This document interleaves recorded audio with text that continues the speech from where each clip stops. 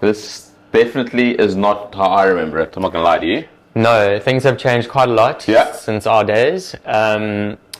For starters, this separation between this was never weekday change room and match day change room never existed. It was just one big open plan area.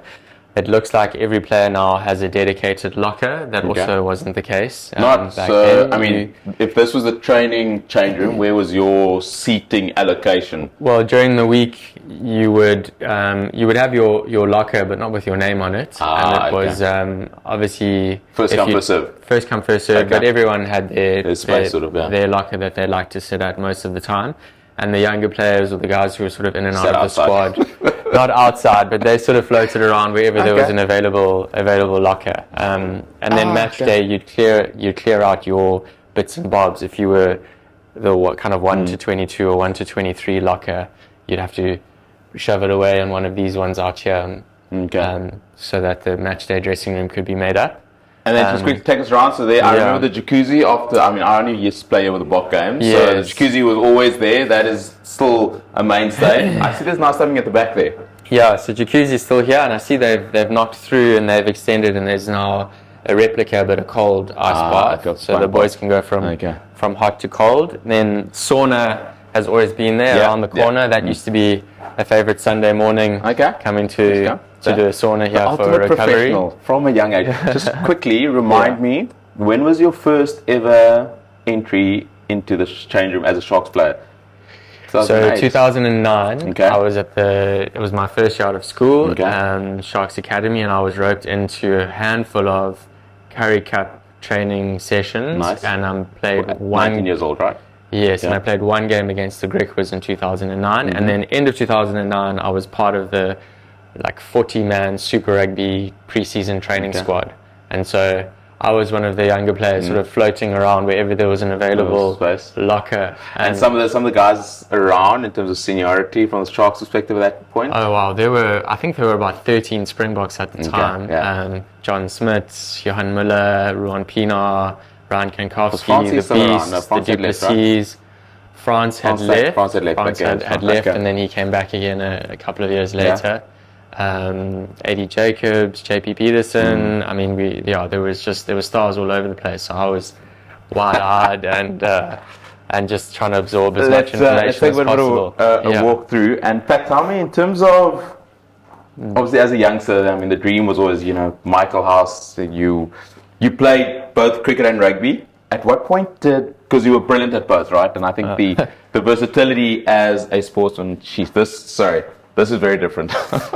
This looks like a Premier League change room now. So yes, this was all very, very different. We used to have a green Astro floor and kind of very plain timber lockers. So they've obviously really zhuzhed this up. Wow. But we used to start with number 1 through around to number 15, and your reserves along, or your bench along that side. And like I said, that wall never used to exist. You just go straight through to the bathrooms. This is so 8, 9, 10 was usually in that far left-hand corner, and halftime chats, the backs used to congregate in the far right-hand corner, and the forwards were always somewhere around here. Incredible. Used to be some windows up top there as well for some natural light. Nice. Now they've got enough. So quickly, Michael asked, there was obviously, you were a prodigy, and I'm going to say this, and I know you're not going to, but you were going to be a prodigy of some sort. Obviously, you had massive expectations on your shoulders. I think, I knew you, and we'll chat about 2010 and that Currie Cup final, but, coming into a setup at such a young age, 19 years old, I mean, your initial hopes and dreams at that point, was it just to play rugby, Super Rugby in 2010? Did you think your pathway to becoming a Springbok is going to be 3-4 years? So that 2009 entry point into Super Rugby in this change room with those 13 odd Springboks that you mentioned. Yeah, I mean, I was just taking it one training session at a time. I was basically in survival mode.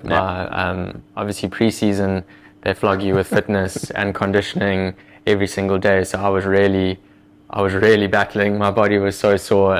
Someone at school, I was not accustomed to going to the gym, and now mixing it with fully grown men as a teenager. And so I feel very lucky that I was drafted into that training squad. I learned so much so quickly.